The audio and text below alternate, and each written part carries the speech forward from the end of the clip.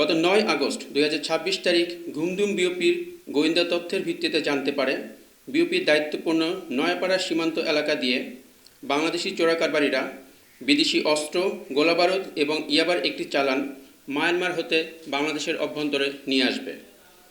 উক্ত তথ্যের ভিত্তিতে অধিনায়ক কক্সবাজার ব্যাটালিয়ন এর দিক নির্দেশনায় উপ অধিনায়ক মেজর মোহাম্মদ মেহেদী হাসান আশিকের নেতৃত্বে একটি চৌকস আভিযানিক টহল দল কর্তৃক আনুমানিক ২৩:০০ ঘটিকায় সীমান্ত হতে আনুমানিক ১৩০ গজ বাংলাদেশের অভ্যন্তরে নয়াপাড়া নামক স্থানে পৌঁছ পেতে থাকে। পরবর্তীতে ১০ আগস্ট ২০২৬ তারিখ আনুমানিক ০০:১৫ ঘটিকায় অত্যাধুনিক থার্মাল ইমেজারের মাধ্যমে চোরাকারবারিদের আনাগোনা লক্ষ্য করা যায় এবং তৎক্ষণাৎ ৬ থেকে ৭ জনের বিজিবি সদস্য তাদের দিকে ধাওয়া করে অগ্রসর হয়। এর প্রেক্ষিতে চোরাকারবারিরা মালামাল ফেলে দিয়ে রাতের অন্ধকারে ডানে বামে এবং পানির মধ্য দিয়ে মায়ানমারের অভ্যন্তরে চলে যায়।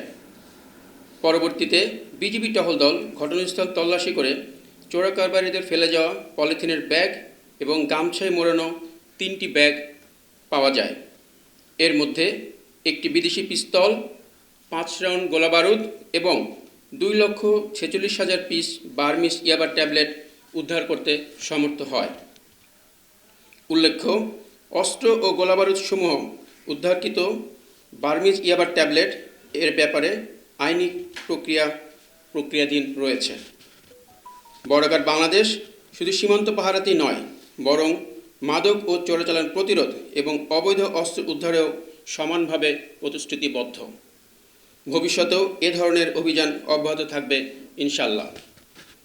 রিজিয়ন সদর দপ্তর কক্সবাজার এবং সেক্টর সদর দপ্তর রামুয়ের দিক নির্দেশনায় কক্সবাজার ব্যাটালিয়ন দীর্ঘদিন ধরে সীমান্ত সুরক্ষা এবং মাদকসহ নানা অবৈধ কার্যক্রম দমনে সাফল্যের ধারাবাহিকতা বজায় রেখে আসছে।